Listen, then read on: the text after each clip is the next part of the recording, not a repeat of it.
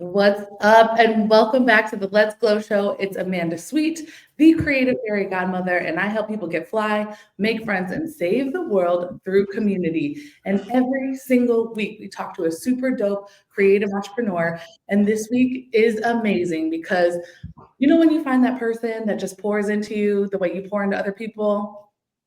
This young lady did that for me in so many ways. I want to welcome to the Let's Glow Show, Mimi Brown, CEO of Amp Up Success. Welcome, Mimi. Thank you. Thank you. Can I just take you and have you walk around with me? And when I need like a jolt, like I'll just like, let me pull out Amanda Sweet. Like, hey. I bought a megaphone, so yes, I'll make sure I get it. I like it. I like it a lot. Yes, well, welcome to the show. Tell everybody all of the amazing hats you wear that are filled with diamonds and sparkles. I like it. So CEO of Amp Success, I'm a keynote motivational speaker, and I help people learn how to amplify their swag or their influence. I am immediate past president of the National Speakers Association of Michigan. I'm an ambassador for my kickboxing studio, Fit Theorem. So shout out if you're all about all things fitness. And I think I'm a pretty cool aunt to Allie, who's 6, who keeps me on my toes. And you're like a huge mentor, global speaker. Like I remember we were having Condados tacos. Yes. Condados. You're like, I don't pull out of the driveway for less than XYZ. And I was like, I want to be like you when I grow up. And you're like, you already, girl, you didn't surpass me. So I'm Yes. Okay. So how did you get into speaking? Like, where did that even come from? So have you ever had someone pour into you and what you were referencing or believe in you before you believed in yourself? Well, when I was 19 years old, I was running camera at WKAR, which is the TV station on Michigan State University's campus.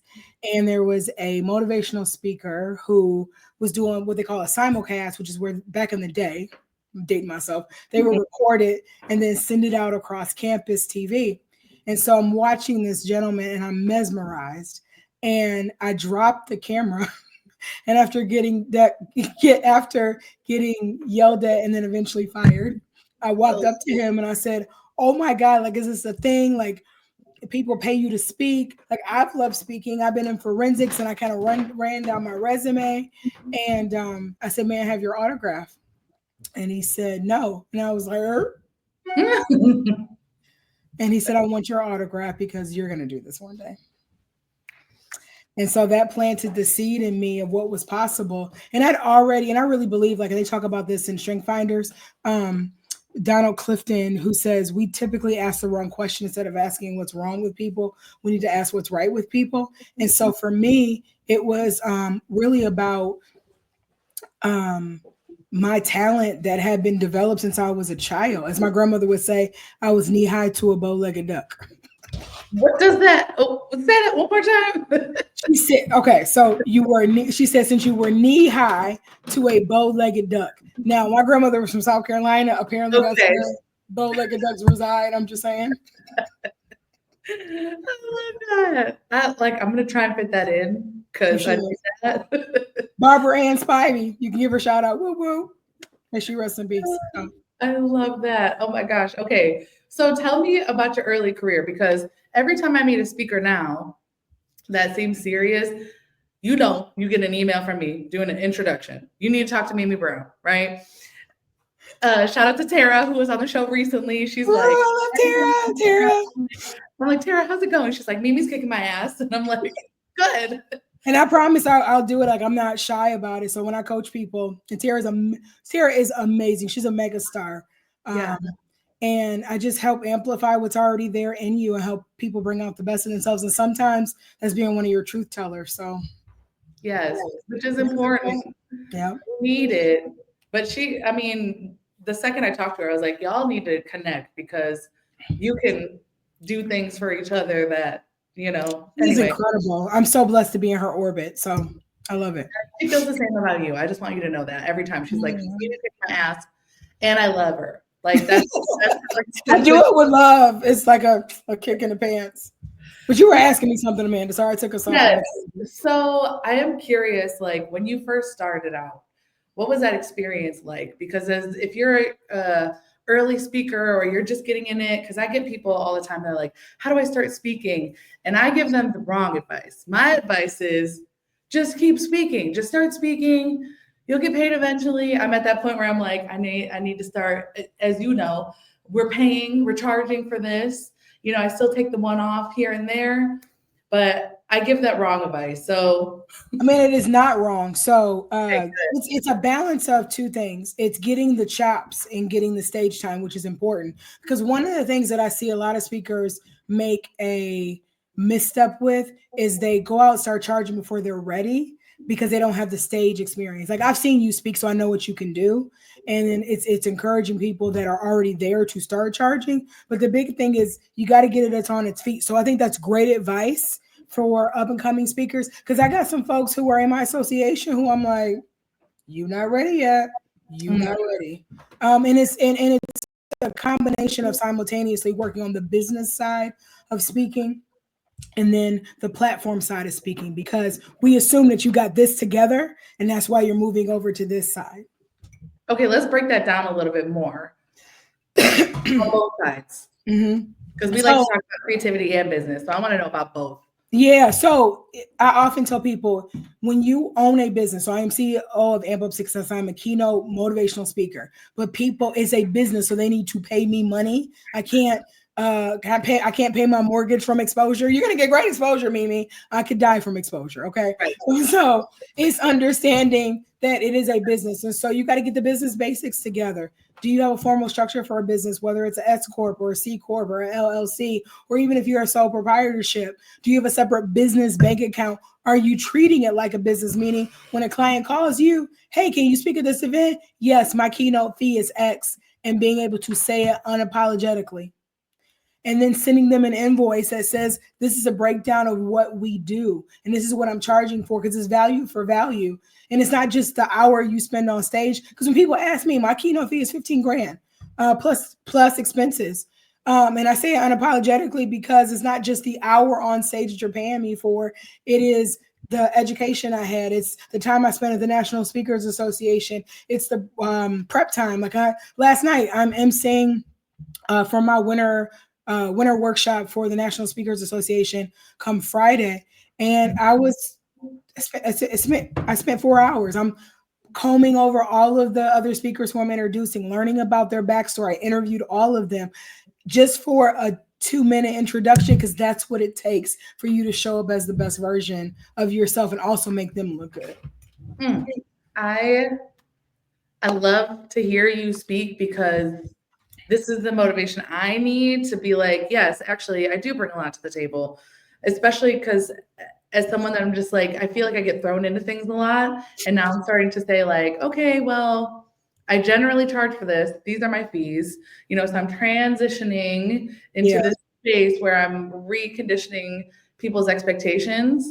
Yes. But like for you, because you said, I don't pull out of the driveway for less than 15. And I was like, okay, how did you get to the point where you're like, yeah, this is the price? Or I feel like I could say this unapologetically. I'm sure it took some years, but it did. And so one of the things, interestingly enough, was during the pandemic. So I often tell people during the pandemic, so I separated from my ex-husband December 2019, March 2020, we all know what happens. And within 2 weeks, about $50,000 was wiped off my calendar. And so I was like, one of those moments. And I often say, because I believe in a higher power, right? Like, I was concerned, but I wasn't worried because I knew God had my back. And so in April, I get a phone call from my old employer who had just quit 3.5 years earlier. And they said, hey, I know you're doing your own thing, and I know this pandemic happened. We're looking for someone to take on this role. And I became the sales development and performance manager for my organization, which was perfect. And I often say I went kicking and screaming because I was like, I'm an entrepreneur. I don't go back and work for the man. So glad I did it. It set me up for success for a number of reasons. But one of the things that have really helped me with Amanda, to circle back to your question, was because I was working a full-time job and still speaking, I couldn't take every gig. So I had to say no, and I had to have criteria for this isn't going to work for me. And I had to have a certain amount of money. And because I wasn't worried about the outcome, because I knew I had the income where if I said yes to you. It wasn't going to make or break me being able to pay my mortgage or pay my car note, right? I learned how to get that like that sense of like swag, right? Like this is my fee. And if you repeat it enough, like if you and actually I just had one of my newer coaching clients do this. Write it down. Like what do you charge? What is your back out the doorway fee? And not off the top of your head, but do you have it written down where if someone says, Amanda Sweet, do you want to come speak for our event? You're like, yep, my price is this is the amount. Because then it's not me grappling with that internal gremlin. Well, I can kind of sort of, and I didn't talk my way out of money. Next thing I know, I'm paying them to speak. Right. That internal gremlin is real. Oh man, that is so real. I feel you on 1,000 levels because like, yes, we're bringing our expertise. Yes, like people are like, oh, you make it look so easy. And that is years of practice, years of effort, years of putting the work in, and on my end, what I'm thinking about, and this is for people who are in this space too, like I'm thinking about my social media platform. Are you expecting me to make posts about it? Are you expecting me to invite people? Are you expecting me to sell tickets? Are you expecting me to do X, Y, Z? And generally the answer is yes.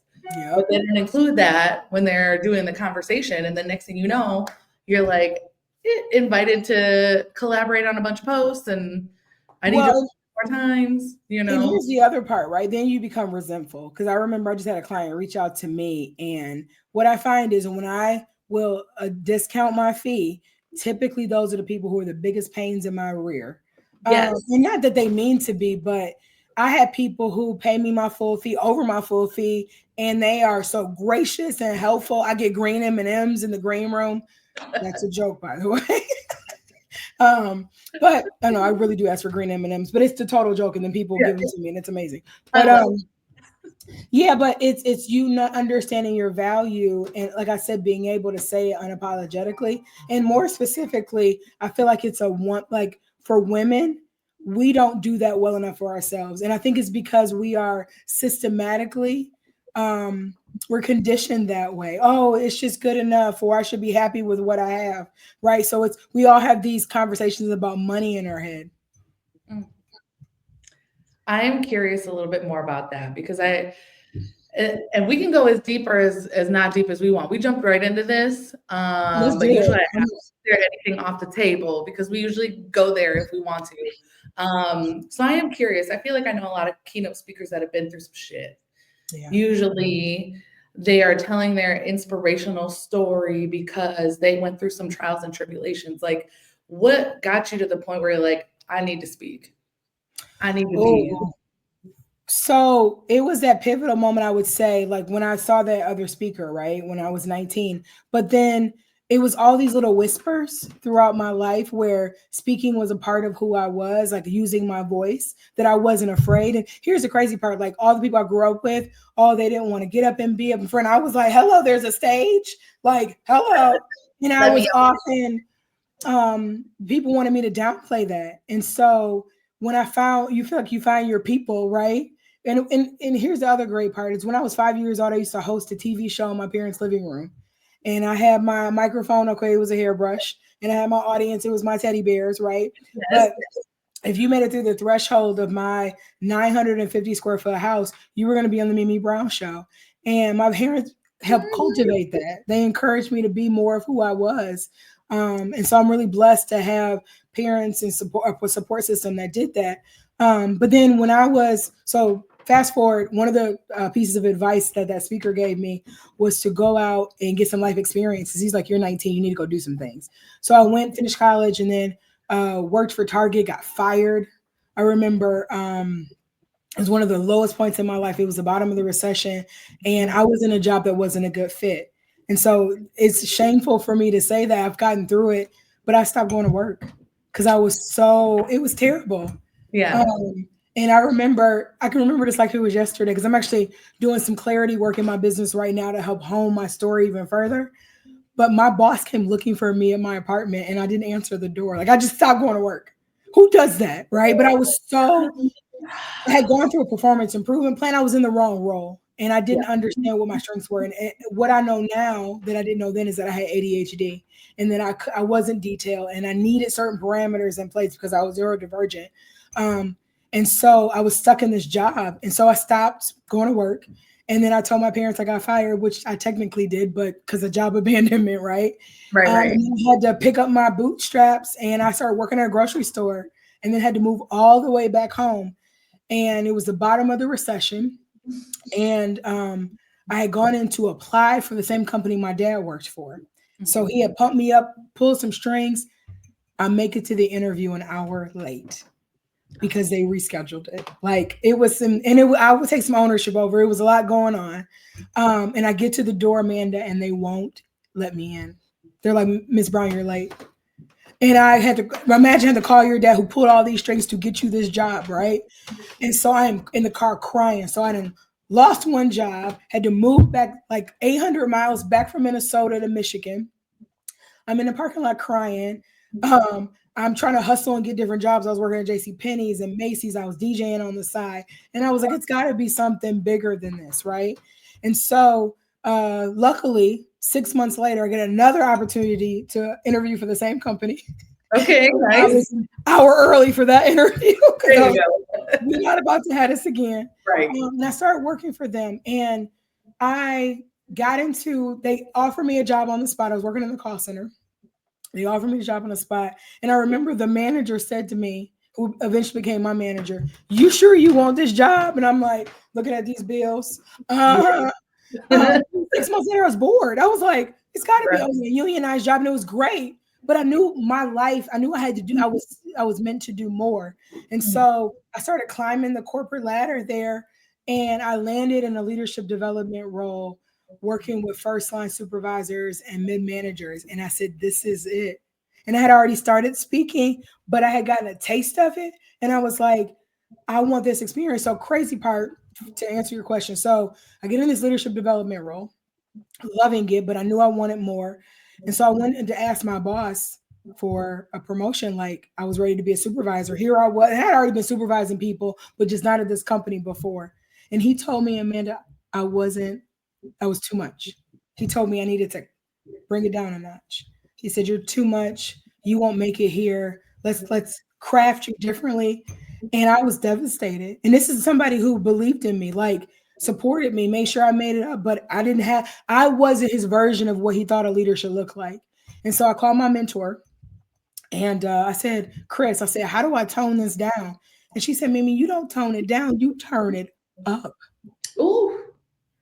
And she's been a speaker, she's an author. She passed away a few years ago. But this was her tattoo, this is her logo. And I got it, it's a light bulb. And I got it because she always wanted to be the light in people's life. And she was lighting mine. She encouraged the hell out of me. And so I didn't want anybody else to have that experience, to know that they walked into an organization where they felt like they weren't enough and that they just needed to find the right role and the right person who believed in them. And I had that. And so I wanted everybody else to have that same experience. That's rough.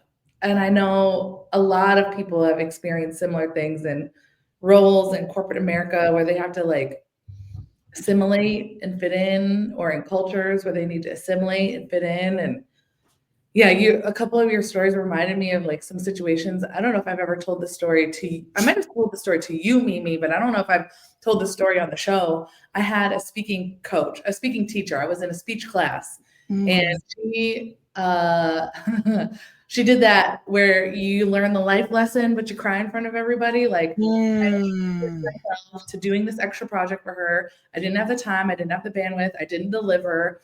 And she called me out in front of class and she was like, don't make promises you can't keep. If you can't do it, don't sign yourself up for it.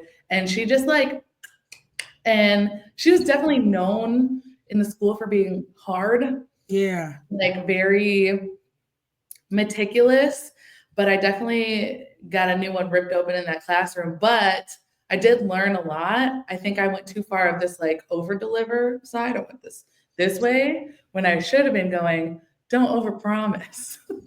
But it was definitely one of those moments where it's like the door's locked. You missed it. You know, that kind of experience where I learned a lot in that moment and I went home crying and I I had to look in the mirror and be like, what did I do? What did I do? Because at that time, I think I was like maybe like 20, and I was blaming everybody for everything. I was like, it's their fault. It's their fault. It's this person. They did it. That da, da, da, da, da.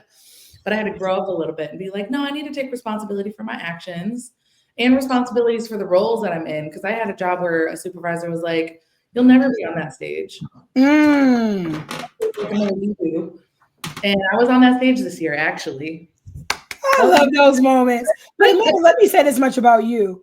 When I met you, and even out of the context of even knowing what you did and who you were, and it was just through our affiliation with NSA, you brought it. You were professional. You had all your I's crossed, all your T's dotted. And so whatever that teacher said to you, I think it made a difference. It might have been a little over, like she might have been tough on you, but we need those people in our life. Because here's my thing, and it's actually one of my pet peeves: people who don't take a personal accountability and responsibility. It makes me crazy. It's everybody else's fault. And when do you turn the mirror back and say, where are my fingerprints on the crime scene? What did I do? What was my role in it? And as someone who is now on the other end of that, I'm trying to, because I found myself going this super far left where I'm like, now everything is my fault. Everything is my responsibility. Everybody's feelings I need to accommodate for. And I'm trying to swing back towards the middle where I'm not like overly accommodating. It's that like that woman motherly experience where I'm like, okay, everybody's problems are my problem. Everybody's projects are my responsibility. Everybody's success is my responsibility. No, nope, it is not. It is not. I'm trying to find myself somewhere in the middle. And I think it's the undiagnosed ADHD that I have. That's real life, for real. I think that's what that is, because I'm like overcompensating now, even though it's been so many years. It's been over 20 years. But still, I'm finding myself. I started listening to, she's on TikTok. I think her name is Margarita, and she talks about like black cat energy and like energy. And I started listening to her podcast yesterday, and she was like, you need to be so self-absorbed as a woman that is, and she means it in the most like selfless way. Like as a mother, as a creator, as a leader, as someone out in the world, you need to be so self-absorbed that you are taking care of yourself first, because all the other stuff comes naturally. If the taking care of yourself first doesn't come naturally. Well, yeah, and here's the thing, and I say this from stage a lot, because when I go through my signature keynote, Own Your Swag, which is what my next book is about, which it comes out in early summer, you can't give what you don't have. So if I'm giving to people all the time, I can't pour from an empty vessel. So there's nothing there.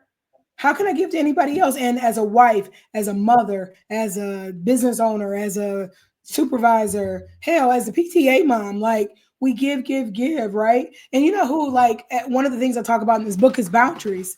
And we're not good. I know I'm not the best at it. I'm getting better. Those who don't do teach. But my best friend, shout out to Elle, who's an amazing human being. We're having to be besties for 30 years. She just had a birthday. She the old lady now. We're technically a month and 12 days apart. And I'm a little older. But she I tell this story about how she had started a new job, and her manager, who she loved, kept just giving her just a little bit more. And that was more than what she had agreed to. And she just went back politely and said, here's what I'm able to do. Here's my bandwidth. And I would be happy to do this if you take this off my plate. And she did it with love and compassion and empathy, but she also knew what her priorities were. And so I don't think we do that enough, in present company included. I have to really have those conversations about what's most important right now. It's the gremlin. It's the gremlin. What I like the way you put it. It's this like self-sabotaging, like people-pleasing gremlin that's like whatever I could do to make them like me. When in reality, if they could just if they really liked you, they wouldn't be overdoing it and abusing their relationship with you. Well, yeah, but here's the other part, Amanda. So we talk about your fingerprints on the crime scene, pulling that mirror back, is you got to be clear on what that looks like for you. Because if you're always available, if you're always giving of yourself, if you're always keep filling in whatever, fill in the blank, then they're just going to think that's how she operates. She's So, down. yep. And so with my best friend, and I am like, that's my sister. Like her kids are my god kids, like that kind of thing. When she says nobody's allowed to come around, I'm still allowed to come around, kind of thing. Um, but I will, because I know she's so thoughtful about her boundaries, I will ask a lot more questions of her and ensure that I'm not overstepping them because she's clear on them. And so when you're clear and you let the world know, like, here, and you can do it. I think sometimes we have this worry, like you said, this inner gremlin that we're not going to be liked. Screw being liked. Yeah. Sometimes it's not about that. It's about you. Because at the end of the day, when you land on your deathbed, when you're taking your last breath, you're like, damn it, I should have sent that other email. Or I should have gone to that event for so and so. No. Yeah. Did you spend time with your family? Did you focus in on you? Like, those are the questions. Those are the thoughts that are going to go through your mind. 100%. I feel like at the end of this last year, I was exhausted. I was exhausted. I was burnt out, and then our one break, we had the blessing of finding the perfect house. We bought it, Congratulations. thank you. We moved into our new house on my birthday, but that's usually the week January 6th, right? January 6th. Yeah, Capricorn in the house. Because you're 7? I'm the 12th. So I'm 6 days. Okay. You know? Because my husband's on the 7th. We've had this conversation. Yes, we have. Vanessa is when? Vanessa and I share the same birthday. So we're 12 hours apart. She's the old lady. Happy belated. Thank you. But that's our usually our rest week. And then so we moved that whole week. Wow. And my sister's getting married and we had a swap coming up like the week after we moved in. And I just overdid it. And I took a quiet moment and I was like, what do I need? Why do I feel like I've done all these things? I bought the house, I did the events, I did the shows, I showed up, I showed out, I did all this stuff. We did all this groundwork, but I still feel empty. And I needed to just reflect on all of those things. And when I find myself in those spaces, and it's usually in January that I find myself in this like reflective space, like because it's January, is it because it's my birthday? I think it's a little bit of both. But I was like, what do I need? And I started sewing. I bought like a puzzle. This month I'm finding myself like working out and scheduling spa treatments. I'm getting laser hair removal on my face, which is something I've did for a long time. But we need to talk about that offline. I need to know more about that. About this online because like as I'm getting older, I'm seeing more and more hair like around my mustache area, chin. Yeah. It's called upper lip. It's upper lip. We don't have mustaches as ladies. It's upper lip. I'm not about to have one. I'm not about to have one in like 2 weeks. Okay. Right, I love it. Because like I went in, I had all these like high expectations. I was like, only like rich women do this. Rich women with excess money, and they got and this is what I was thinking about, like going to the spa. And I was luckily, my mother-in-law got me a spa treatment for my birthday, and I was kicking and screaming because I was like, I don't know, I have some like. If you go back and watch my episode with Haley, it was early on. I shared some like treatment trauma I've had in the past. So I went in kicking and screaming. I was like, no, this is not going to be good for me. Like, I don't really know, so I had all these things. The gremlin in my mind was like, no. We get in there and I was like immediately calm. I talked to the lady that was helping me. I was immediately feeling better. They gave me a glass of like fruit water. They like turn your phones off. They take your code. They ask you how you're doing. I was like, wow, this is really nice. Like, they're actually catering to me. As someone who is in customer service, like I find it very hard to not customer service people. And they also, so they saw that and they were just like, girl, chill. I was like, okay. And then I was like, I'm very interested in this because I've been picking at my face. I've been picking all these hairs. There's like 4 hairs right here that just keep coming. I keep getting tweezers in the car. I'm at the light, like that part. I got tweezers in the car too. I got a light. I got alcohol. I got wipes. I got all that stuff. Right? I should not have to do that. I had this big idea that it was unattainable for me. It is $70 a visit for 6 visits. All I'm saying is $70 a visit for 6 visits, $450 if you pay it up front. Mimi, I like been struggling with this. I bought every wax machine. Every other day I'm like waxing my face. So this is what I'm going through at night when I'm like, I take my makeup off after this long day of giving and performing and doing a great job. And then I look at my face and there's these big ass hairs and I'm just like picking, getting angry. And then I start picking at me. I start picking my hair and then I start picking at me. That is not where we need to be. I need to go home and wash my face and do an unwind and not worry about that. So I'm finding a solution and I'm realizing it's not that out of reach for me. Nope. Well, in a book out how, I'm a big book person. Yes. A book I highly recommend is called Get Rich Lucky Bitch by Denise Durfield Thomas. And one of the things that she talks about, she's an Austie, she's amazing. And one of the things that she talks about is this concept of treating yourself rich before you get the money, right? And sometimes we won't even go look at the price because we're like, oh, I can't afford it. I won't go into that store because I can't even afford to breathe the air in MCM or in Prada, right? Yes. Boo, right? And you start in small increments. And she said sometimes it's getting the upgrade. Like I just had this conversation with another speaker friend of mine, and she had always fly economy. And I said, girl, if you don't learn about first class. And so she looked at, so I gave her a challenge. I said, the next time you have to fly a ticket, you have to book a flight, just go look to see what the next upgrade is. And I think she looked at it, and on one leg of this flight, it was like $70. And I asked her a question. I said, when was the last time you just blew $70? Did you go eat somewhere? How many Starbucks drinks did you have, right? And so now she's taking it the other extreme. She only flies first class. I was like, get it, girl. Right? I love her. I love it. It's this, you deserve more, right? Or I'm not that hoity-toity, or I don't want to be a bother to someone, or that's too much. Like I was just in kickboxing this morning.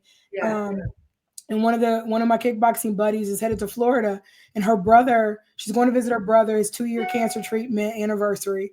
And he's paying for her to go, and he upgraded her ticket to first class. And she said, oh, I don't need that. Do you want it? Do you want the experience? Don't you deserve that? I said, girl, order every champagne drink. Do it. I have not flown first class. No, it's on my list of things for you. It's on my list of things to do.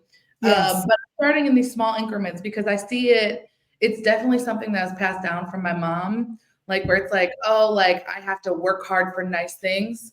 I have to work hard for nice things, so she works her butt off, and her thing is luxury bags. She loves her Louis Vuitton, her Chanel, her all that stuff.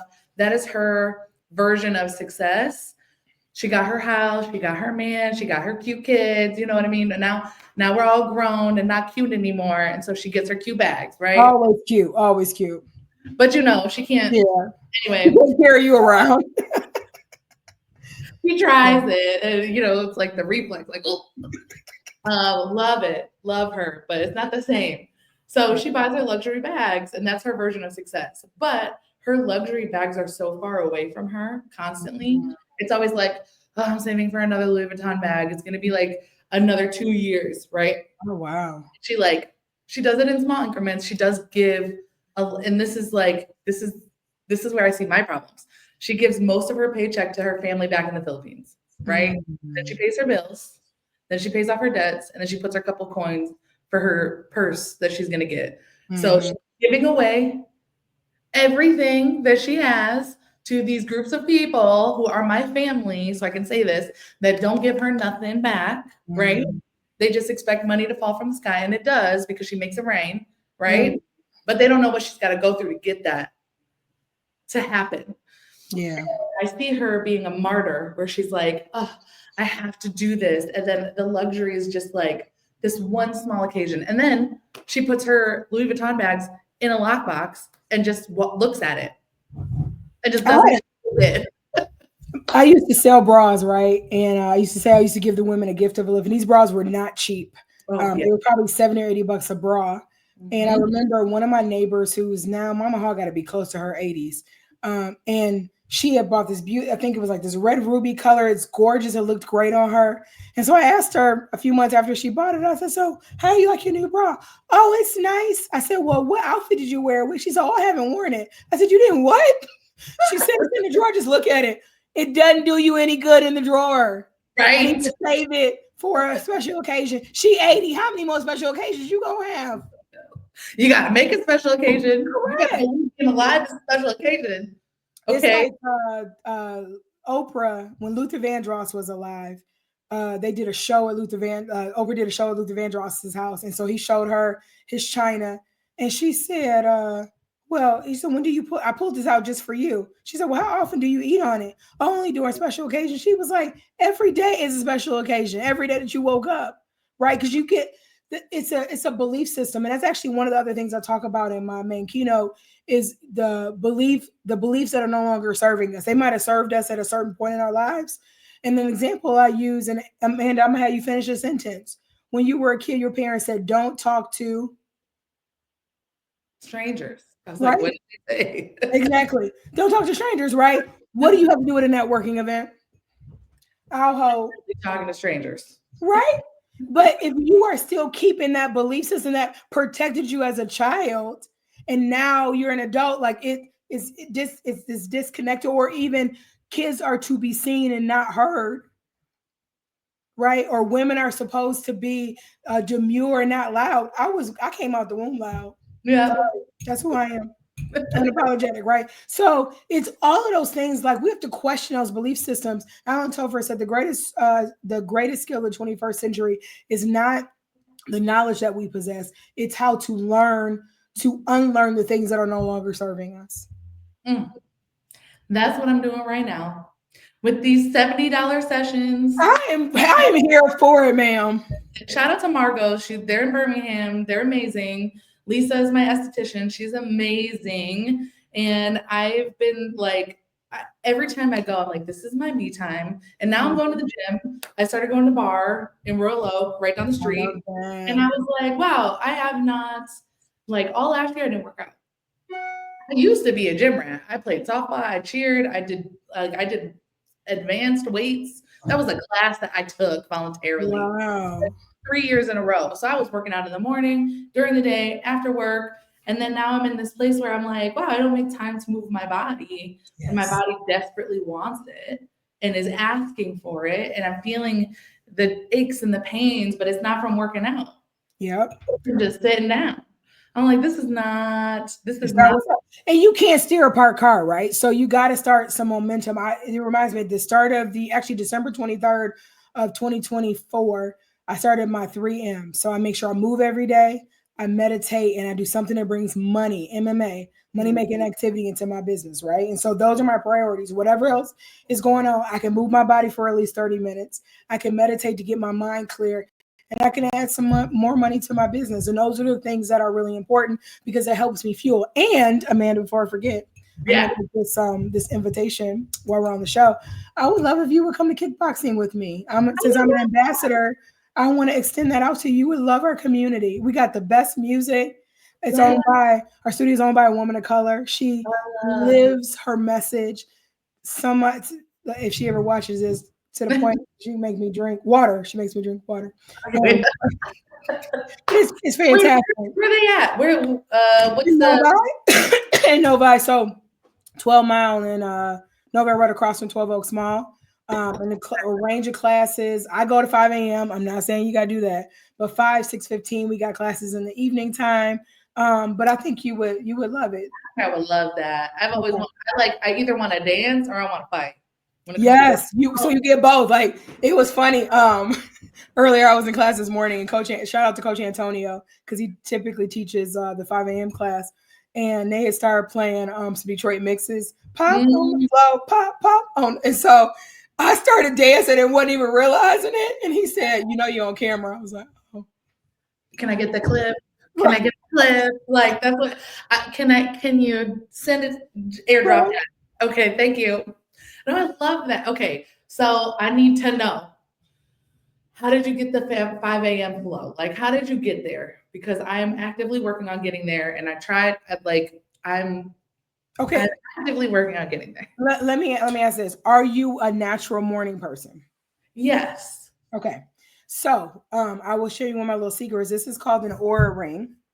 Oh, And it keeps track of all of my it's fitness, it's your what they call your readiness, which is the balance of getting sleep and your activity. It tracks everything like your cycle. Like it's amazing. It'll tell me when I have peak times of stress and I can tag what was happening in the day. It'll tell me when I'm about to get sick, like I'm just getting over the flu. It detected God. this like a week and a half ago, and it says something is amiss. You should just keep your eye. Some symptoms are coming up. It's incredible. But one of the things it told me is it tells you your circadian rhythm, right? So your natural flow. And I'm what they call an early morning person. And so one of the things I had to do is when I realized that, I just had to adjust. So I go to bed early. I'm in the bed typically like an old lady about try to be in the bed by 9 o'clock Oh, I love because that 4:15 alarm come real soon. Yes. Right. But the other thing I love about the 5 a.m. group is out of the folks in the gym, we have the highest attendance. We are the most dedicated. And it's just knowing that all these other people who are committed to their fitness in the same way that you are going to show up. And it's contagious. I love it. I mean, I'm looking for a gym that's like right next to my house. I need Yeah. one. I need to be that way I can just like get in there Yeah. and get out because I'm seeing this in my future where I'm like, okay, we're going to bed earlier. I'm doing a nighttime routine, Yeah. trying to build one so that I can advocate for my morning routine. I Yeah. feel like that's where I'm struggling because I've been going to bed later, wanting to get up earlier. So I need to start at the end of the day instead of at the beginning of the day, Correct. which was my struggle earlier on where I was like, I want to get up earlier, but I'm not going to bed earlier. So I need better nighttime routine so I can advocate for my morning routine. One of my favorite books, which actually helped me learn the mindset shift, and I read it every year, at the beginning of the year to remind me, but it's Atomic Habits by James Clear. And I he love talks about, so you've read it before, like habit stacking, right?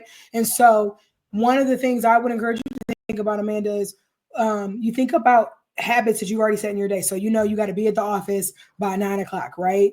So work your way backwards and think through what are the things I'm already doing? So when I get up and brush my teeth and like habit stacking where you're starting to add habits to things that you're already doing as a part of your day. Like I listen to podcasts in the car, right? So I know when I'm in the car, that's my drive time, or I'm making up, making phone calls to people that I need to connect with. The other thing is, actually, so just like we set an alarm to get up in the morning, I have an alarm that tells me when I need to go to bed. What time I does it need go? to start writing down. What time does your PM alarm go off? 8:30 so that I could start getting my behind in bed. And I'm decent about it. I usually get in bed within an hour of that alarm. Nice. Yep. And then my ring will tell me, it'll say, you got, like last night I got 5 hours and I think 52 minutes of sleep. And it'll say that's on the low side for you. Here's some adjustments that you can make. Here's how much you woke up, your restlessness, your REM sleep, your deep sleep. It's a lot. There. I love that. I mean, but all of that plays into everything else in your life. It's why how many books do you have now? I'm writing number 4, finishing number 4. That takes diligence, dedication, focus, vision. All of that is built on the small scale where it's Yeah. like, oh, can I go to the gym consistently? If yes, and then you're building those. Okay, we don't have too much time, but I have a couple questions. Tell me Okay. about the process of writing books. Like, I think we've had a couple authors on the show, but like I think you have the most books of said authors. Yeah, so it's a process, and I would say just like fitness, you got to set writing time. So my mentor, Chris Clark Epstein, the one who I have the tattoo of, Chris would say, thinking about writing isn't writing, talking about writing isn't writing, writing is writing. So maybe get your ass in a seat and go write. And so people will say, I have to wait till the muse shows up. No, you got to tell the muse where to show up. You got to invite them. And so it's finding that time to write. So I do a lot of writing retreats. Shout out to Kathy Fayak, who is a book strategist who does these book retreats virtually. And I'm a lot of competitive. And she would have like these word counts. And that's actually how I got my last book to the finish line. So we're in the process right now of I'm working with my editor and we're editing But here's the thing that people, I think this is something I had to learn early on. It's not about getting the draft perfect. It's actually getting to what they call a shitty first draft. Like that's your goal. Get it out of you. Like just in whatever form. You have all these tools to help you, whether it's an AI or even using voice to text, but get it out of you. Get it on paper. And I think sometimes we sit in front of that computer and we go, once upon a time, Yeah. right, right. But it's inviting the muse and finding other avenues to write that helps condition you for that. So I'm a big fan of morning pages, and so it was a concept that you just get up and write, right? And by the way, this is where my keyboard sits. You know, Mimi's version of writing. Sometimes I am like, but I think everybody has a book in them, especially if you're a speaker. yes. That's part of your thought leadership, because when you get off of a stage, that is done. It's over, right? But when someone actually can have something that you put your blood, sweat, and tears into, it makes a difference, and people want to leave behind. And my first 3 books were tip books, small. I tell them I wrote them for people like me who have short attention spans, right? I love that. And I was talking to a ghostwriter actually, and she asked me like a couple clarifying questions. She's like, do you want this book to make you money? Do you want this book to lead you to more coaching clients, or do you want this book to add thought leadership? And she was kind of it was a little bit more specific, but she was like, one's going to make you money, one's going to continue the lead generation, and one's going to be like closing the loop on your keynote presentation. Yeah. She was charging $50,000. Oh, I believe it. One of my mentors, she's a Wall Street bestselling author 3 times over. And she's had, I think her last 2 books were gross written, right? But she took her concepts and her content from her keynote, right? Yes. And helped write it in her voice. But I think the first step is you got to get started, right? Like you got to start. I read a really good book when I was working on, I have 250 pages. Congratulations. It's on the back burner because I felt like I also needed to live a little bit more life. I lived a lot of life since I last touched that book, so I need to pick it back up. But the coach that I was working with told me to read a book called Bird by Bird. I can't remember that there, but it was very much like just you just got to get up every single day and get it out, because what I have right now is a shitty first draft. That's the goal, right? Because it's gonna go through so many different iterations. When you have different editors, you got proofreading, you have a copy editor, so it's going to morph. But you first got to get it out of there. Yes, but now you're making me think. Maybe I just need to start smaller. I'm thinking like huge.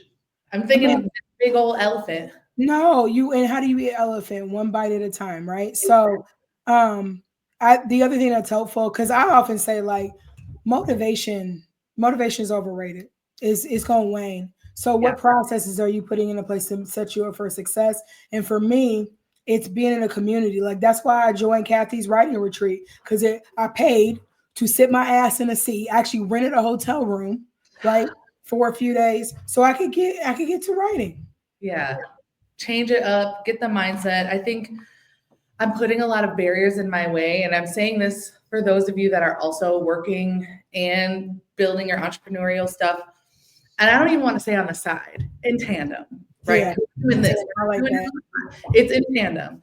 It's like feeling like making the time for you to be a human and for you to build your business and for you to go to work. And I feel like I was putting this, I heard myself saying this all of last year. When I go full-time entrepreneur, when I quit this job, which I love and is paying my bills right now and helping me experiment in a way that I couldn't if I was doing it full-time on my own. Yeah. But I'm hearing it now and saying like, okay, that's not a good enough excuse. I just need to build the system. Yep. And I can write for 15 minutes. I have 15 minutes a day. Yeah. I have 15 minutes a day to write. I have 15 minutes a day to work out. I have 15 minutes a day to work on my dreams and sit on the couch and scroll. Right? Yep. So we are going to do all the things in the most loving, enjoyable, easy way.